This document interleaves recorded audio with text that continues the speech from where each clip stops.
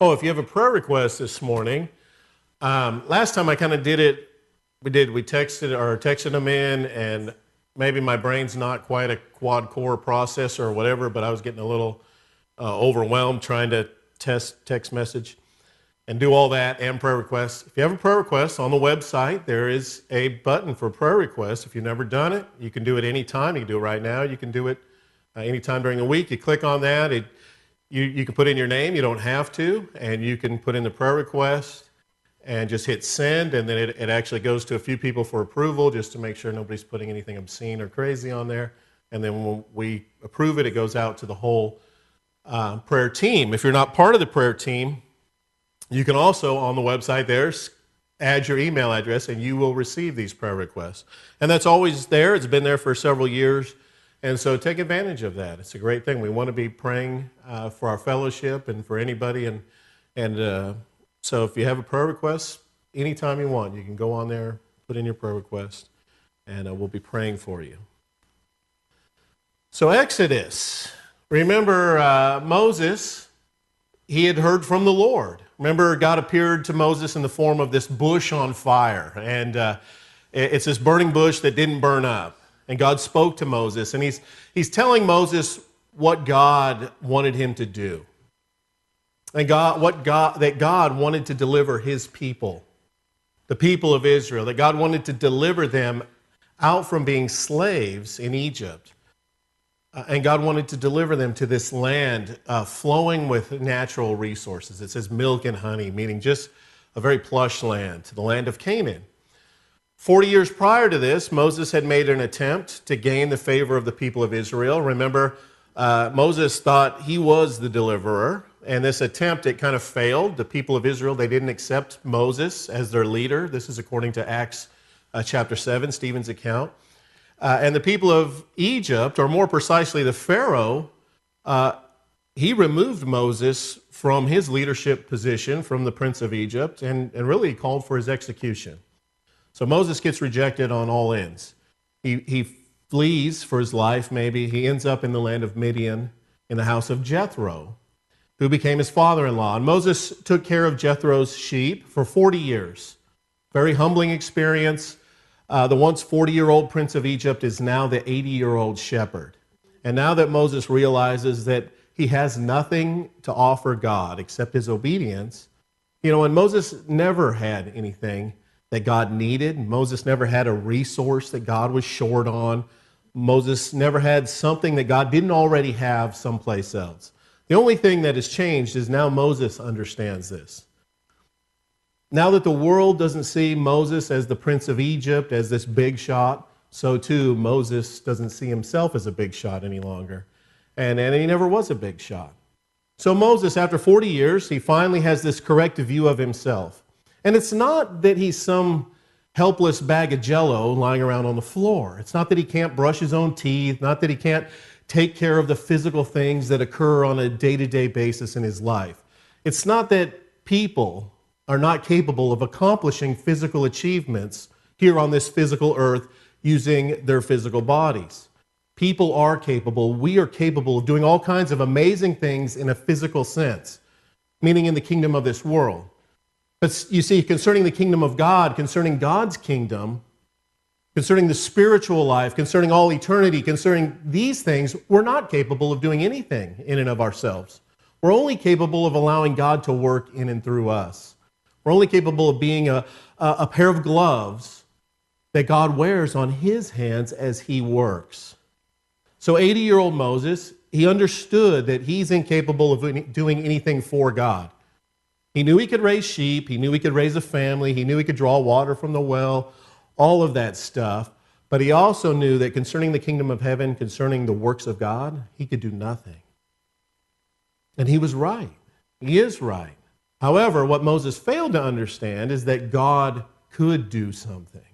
What Moses failed to understand is that God could and that God would do incredible and amazing things concerning the kingdom of heaven, concerning God's kingdom.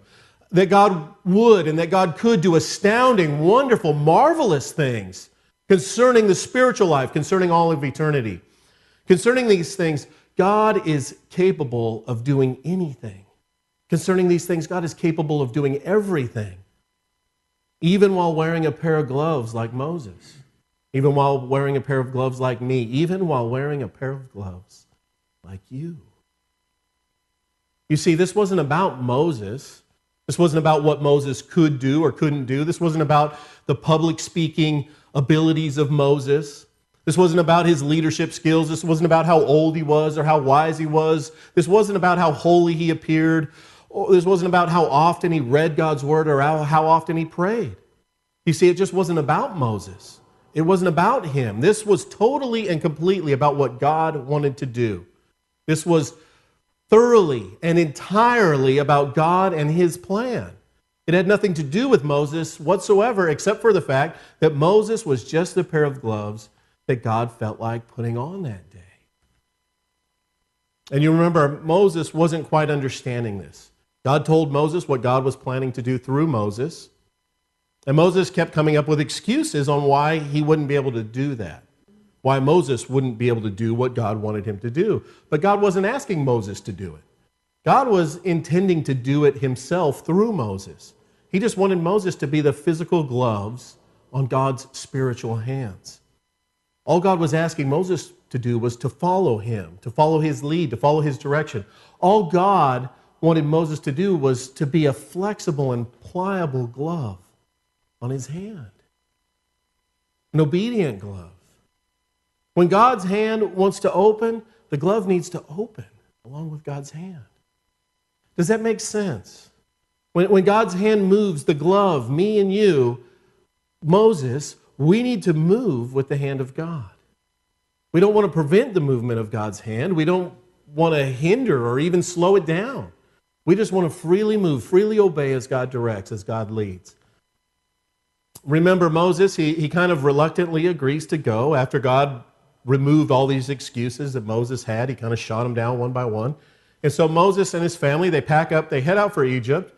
And we ended last time with something quite peculiar that happened on the way. And we're told at the lodging place for the night on their journey, God sought to put Moses to death. And we're not told why, but by what took place, we are told what happened that was related to God's anger being satisfied in this situation, so that Moses was not put to death.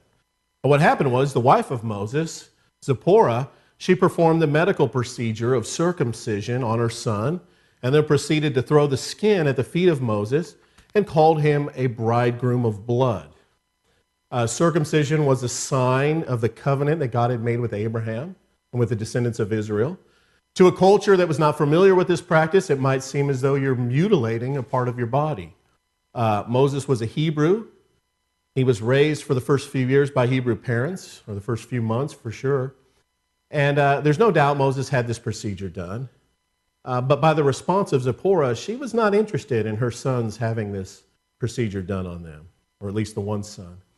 And so she very reluctantly and angrily performs this procedure on her son. And she's not happy with Moses. She's not happy to be forced into this position where she has to do something she doesn't want to do. And think about this from her perspective for a minute, from Zipporah's perspective. She marries this refugee from Egypt. Remember, he had fled, Moses. And he had been the prince of Egypt, but he was a natural-born Hebrew of the slave race of Egypt. But he's left all that behind him. And so Moses, he started this brand new life there. No family, no friends. Really no remnants from his past life whatsoever besides his God and this sign of the covenant with his God. They've known each other for 40 years, probably married for most of that time. They have 2 sons. Moses tends sheep every day, just like he has for the last 40 years. Until this one day that God speaks to Moses. And as hard as Moses tried to deny what God was asking him to do, he finally gives in and he agrees to allow God to use him in incredible and magnificent ways that Moses probably has no idea what's going to happen. And so Moses, he comes in from the field that day and he has something very important to tell his wife. And somehow Moses explains what happened. He explains how he tried to get out of it, I'm sure, and he explained how he finally agreed to allow God to work through him. And I'm sure it didn't take long for Zipporah to realize that their lives were about to be turned upside down. I'm sure it didn't take long for her to realize that they would be packing up and moving, and not just moving down the street. They'd be moving to another country. And not just any country, but Egypt, the most powerful country in the world at that time. And the plan wasn't just to move to another city in another country and try to live there with all the different customs and different languages and so on. No, the plan was that they would be there for a short time, that they would be delivering this entire Hebrew race of slaves, this people. They're held in slavery by the most powerful army in the world. And the plan is to take these people, these slaves, not trained soldiers, and the plan is to take them across the desert to this other land, to the land of Canaan, which is occupied by many other countries with their armies. And the plan was to take possession of their land and their property and then live there the rest of their lives among people that she didn't know, these Hebrew people, in a land that none of them were familiar with, all directed by God. A God that maybe she's not even too sure about at this point. And so somehow she agrees, maybe reluctantly, maybe hesitantly, maybe grudgingly. But she agrees to go. And so they're almost there. They packed up, they're moving. And you can imagine all the fears and the worries about her and her family that are going through her mind. And here they are resting from a long day of traveling across the desert landscape under the direction of God, and God meets Moses, and he's about to put him to death. I can imagine Zipporah is thinking, haven't I given enough? God, haven't I given up enough? Here we are, we're camped out for the night at some strange place in the middle of nowhere. I've left my home, I've left my family, my father, my sisters, my friends, my town. I've left everything to go on this mission trip that's more like a Mission Impossible trip. My husband is supposed to confiscate some 1 million+ slaves from the most powerful army in the world. Oh yeah, but you've told him to bring along his shepherd's staff, a stick basically. I feel so much better. And God, I've given up everything. Is it too much to ask you to just spare my son this pain and suffering of this simple little procedure? Is it too much to ask to keep this one thing, this one remembrance, this one identification of our past lives? God, can't I just hang on to this one thing from my past life? And God says no. God says that he needs movement in the entire glove. He needs to be able to move freely and completely in order to work effectively. Even if just the pinky finger of the glove is being resistant to his direction, even if the pinky finger of the glove is being stiff and being inflexible, it's enough to hinder the hand of God.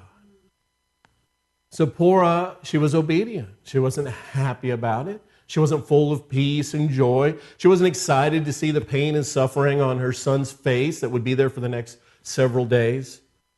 But she was obedient. Do you think God was okay with that? A couple of years ago, I had this really cool little car, a little Mini Cooper S with a checkerboard roof. Some of you probably remember. And that, by far, was my favorite vehicle I've ever owned. And I've had quite a few different vehicles over the years. I used to have a 65 Pontiac GTO, 72 El Camino, a 77 Camaro with T-tops. And all of them had V8s. I had a really fast motorcycle, 140 horsepower on a vehicle weighing less than 500 pounds. It was scary fast. But that little Mini was my favorite. It wasn't the fastest, but it held its own. And it might have looked cute on the outside, but it was all sports car underneath. And it was just fun to drive. And one day, God told me to get rid of it. And, of course, I pretended like I didn't hear him. No, that can't be God. And he told me again and again and again, several times over two or three month period. He didn't explain why. He just said it just wasn't going to fit my life in the future, I guess, is kind of all I kind of gathered from it. And I'm thinking, how could something so small not fit in my life, right? It's a little bitty car. So I traded in, and I remember driving home in my brand new car. I was going to get a used car, but just worked out this new car was even a better deal than the used car. And it's a nice car. Driving home, and I'm mad. I'm angry. I felt like God had taken away my toy, I guess. The one thing that I had left that was mine, I just wanted a little something from my past, But I was obedient, but I wasn't happy about it. But I was obedient. You think God was okay with that? Well, in Matthew, you can turn with me here, Jesus is telling a parable to the Pharisees. Matthew chapter 21. And it just made me think of Zipporah here. And he says to the Pharisees, he says, what do you think? And this is a parable. A man had 2 sons, and he came to the first, and he said, Son, go work today in the vineyard. And he answered, I will not. I can imagine, the son giving him some attitude. I will not. But afterwards, he regretted it, and he went. So he went and did the work. Verse 30, the man came to the second son, and he said the same thing. And he said, I will, sir. But he did not go. Which of the 2 did the will of his father? They said, the Pharisees said, the first. And Jesus said to them, truly, I say to you that the tax collectors and prostitutes will get into the kingdom of God before you. The tax collectors at this time, they got to keep any extra tax, so they could shake the people down. It'd be more like the mafia, where they come in and say, hey, we're going to protect your business, you're going to pay us a tax, and we'll make sure everything goes smooth here. That would be more of a current day's translation. And so the Pharisees, these are the ultra-religious, the robes, the whole thing. I mean, it would be like the Pope. It would be like Jesus saying to the Pope, truly I say to you that these mafia guys and these hookers are going to get into the kingdom of heaven before you do. He says in verse 32, for John the Baptist, came to you in the way of righteousness, and you did not believe him. But the tax collectors and the prostitutes did believe him. The mafia guys, the gang members, and the hookers, they did believe. And you religious guy, seeing this, did not even feel remorse afterwards, so as to believe him. It's amazing. I don't know how you can read the words of Jesus and come away with a legalistic idea here. Jesus is so not legalistic. But Zipporah, she was obedient, even though she wasn't happy about it, even though maybe she had denied it, she was obedient. Moses, he'd probably tried to do this procedure on his son when he was 8 days old, as prescribed. And who knows how many times maybe the subject came up over the years. Maybe Moses would bring it up every so often on a birthday or whatever. Hey, you think we could do that? And Zipporah always saying no. Until this day, she was finally obedient. She finally did the will of the Father. She wasn't that happy about it, but she did it. And so that brings us to verse 27 in Exodus chapter 4. And it says, now the Lord said to Aaron, go meet Moses in the wilderness. So he went and he met him at the mountain of God and kissed him. Moses told Aaron, this is Aaron's Moses' brother, tells him all the words of the Lord, with which he had sent him, and all the signs that he had commanded him to do. So Moses tells Aaron everything. He says all the words of God and all the signs of God. Notice Moses didn't hold anything back. He told everything about God. He didn't necessarily tell Aaron everything about his personal life, and maybe how he got a hold of some bad Chinese food on the long trip through the desert. So he had to walk in the back of the crowd behind everyone because he's crop dusting or whatever. So there are some things that not everyone needs to hear about or wants to hear about in our personal lives. But the words of the Lord, they are always worth repeating. Now, not in a, we can take that to the wrong extent too, in a judgmental fashion and just try and really hammer someone down. But in context, with God's love and the leading of the Holy Spirit, the words of the Lord are always worth repeating, all of them. It says all the words. Moses told them everything about what God was telling them to do. Verse 29 says, then Moses and Aaron, they went and assembled all the elders of the sons of Israel.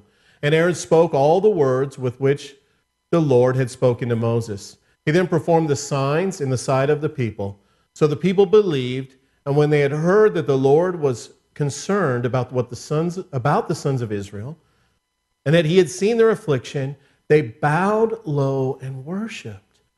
Moses and Aaron, they tell the people all the words of the Lord. Again, everything that God had spoken to Moses. They heard the whole story.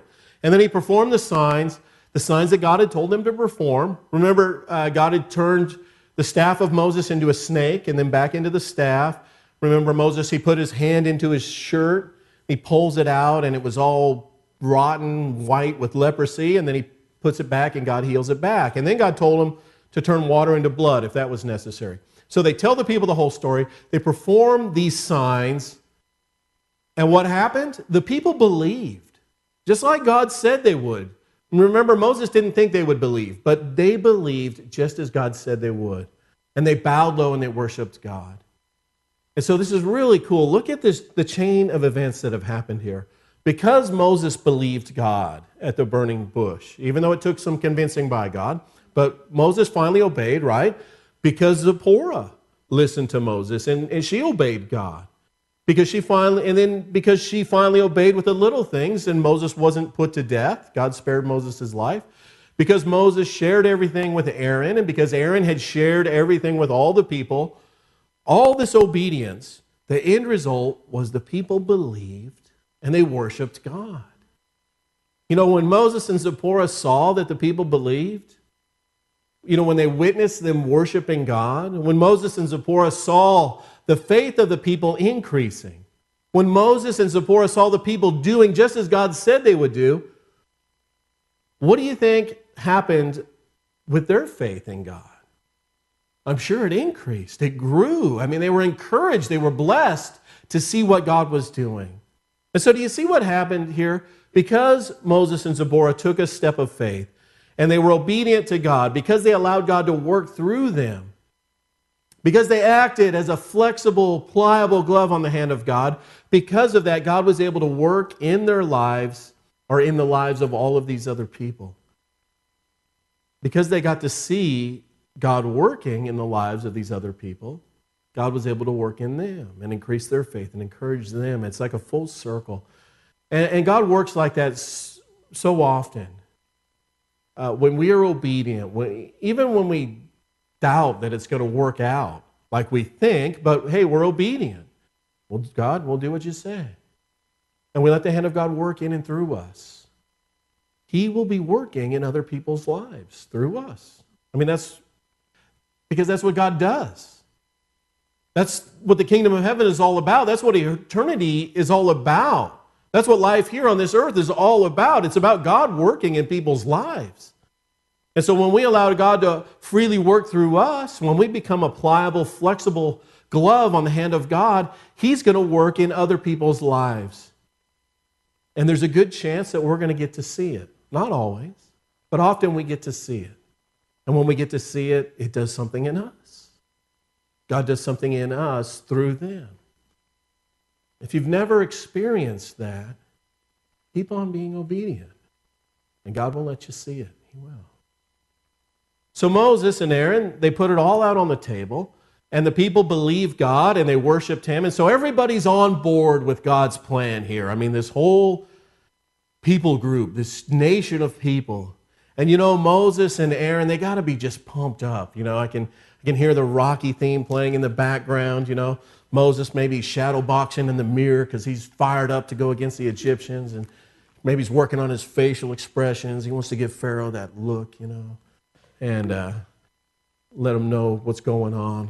And so we're told in chapter 5, verse 1, and afterwards Moses and Aaron, they come and said to Pharaoh, "Thus says the Lord, the God of Israel, let my people go, that they may celebrate a feast to me in the wilderness." Notice God doesn't ask Pharaoh here. He tells Pharaoh, let his people go. Verse 2, but Pharaoh said, "Who is the Lord?" And this is Lord in all caps, so this would be Yahweh or Jehovah. "Who is Yahweh that I should obey His voice to let Israel go? I do not know Yahweh, and besides, I will not let Israel go." Verse 3, then they said, "The God of the Hebrews has met with us. Please let us go 3 days' journey into the wilderness, that we may sacrifice to the Lord our God. Otherwise, He will fall upon us with pestilence or with the sword. So this time the Pharaoh's, he's asked, he's not told. And they even say the magic word. They even say, please. So think about that for a minute. What does that say about the character of our awesome God?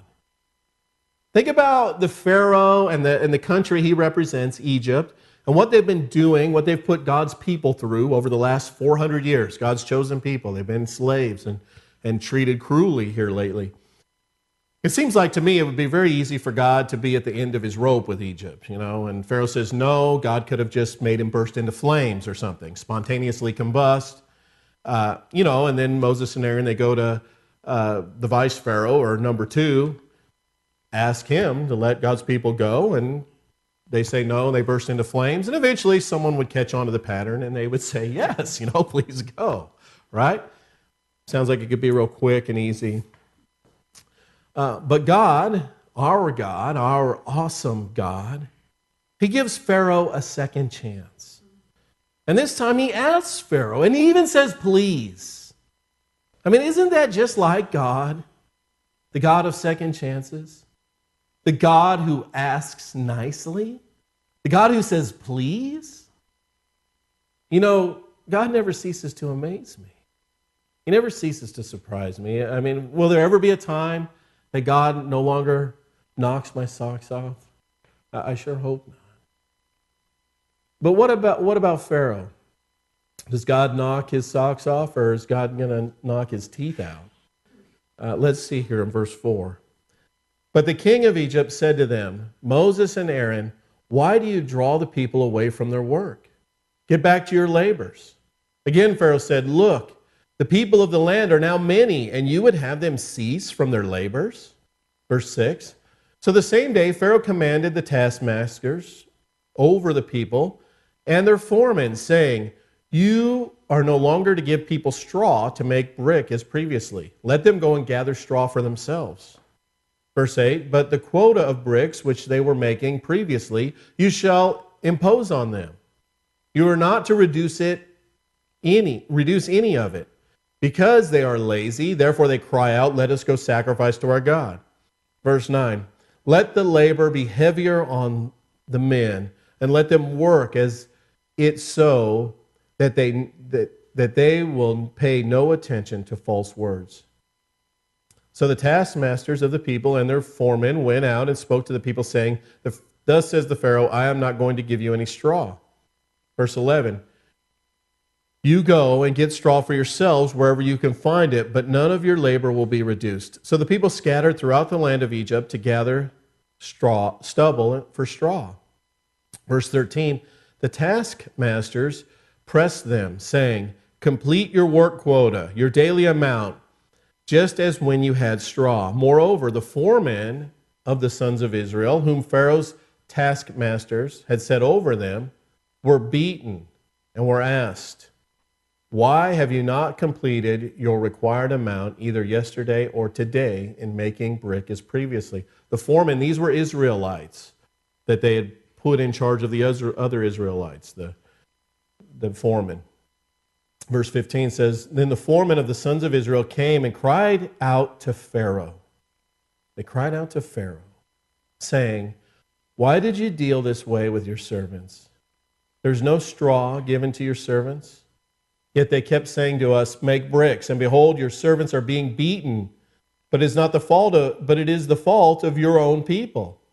Verse 17, but the Pharaoh said, you are lazy, very lazy, therefore you say, let us go and sacrifice to the Lord. So go now and work, for you will be given no straw, yet you must deliver the quota of bricks. Verse 19, the foremen of the sons of Israel saw that they were in trouble because they were told, you must not reduce your daily amount of bricks. When they left Pharaoh's presence, they met Moses and Aaron as they were waiting for them. Verse 21, and they said to them, may the Lord look upon you and judge you, for you have made us odious in the Pharaoh's sight and in the sight of his servants, to put a sword in their hand to kill us. Verse 22, then Moses returned to the Lord and said, O Lord, why have you brought harm to this people? Why did you ever send me? Ever since I came to the Pharaoh to speak in your name. He has done harm to this people, and you have not delivered your people at all. Well, what happened here? I mean, wait a second. Last time when Moses and Zipporah and Aaron, and they're all obedient, and the people believed and they bowed down to worship God, and it was awesome. And we know Aaron and Moses, they're all pumped up in faith. I mean, this is just God working in an incredible way. They all get to see it. And so they go to the Pharaoh just as God said, and they're obedient to the Lord just like last time. But this time, their obedience resulted in bad times. This time, the result of their obedience was hardship. This time their obedience resulted in opposition. This time their obedience resulted in the same people that believed and bowed and worshiped God because they were obedient the first time. The same people who were praising God because of the obedience of Moses, they are now crying out to Pharaoh, not to God. Verse 15, they're crying out to Pharaoh. Now they are cursing Moses for his obedience. And now they're calling for judgment from God upon Moses for his obedience to God. If you've never experienced that, keep on being obedient. God will let you see it. I don't even know how to really put this into words. I guess sometimes the glove, like a baseball glove, it gets to catch the final out in the game, right? And it's glorious. Maybe the World Series or whatever. That glove, it gets to catch the final out. And man, it's incredible. It's awesome. Good times, right? Sometimes the glove, it's getting oiled or it gets the leather polish or whatever. It's all nice and pretty and good shape, and that's awesome. But sometimes the glove, it gets that baseball stuck in it. If you've ever played baseball, you've seen this. They stick that baseball in there and then maybe wrap it over, beat the glove down, and then they stuff the glove under the mattress for a month so that it will form and fit and stretch. And all of that just so it's better suited to do what that particular glove is designed to do. And as uncomfortable and absolutely miserable as that sounds, you know and I know that when that glove gets pulled out from under the mattress, it's going to be a good glove. It's going to be a useful glove. If that's where you are today, if you're under the mattress, so to speak, you're getting stretched and formed and fitted, there's hope. One day soon, God's going to pull you out from under that mattress, and you're going to be one awesome glove on the hand of God. If you're not under the mattress today, be prepared. Because our God is one serious glove maker. And he's the best, right? And he desires to make the best gloves out of us that he can possibly have on his incredibly awesome hands. So be prepared. But he'll get us through it. Don't ever forget just how incredibly awesome our God is and what he wants to do with gloves like you and like me to affect his kingdom for all eternity.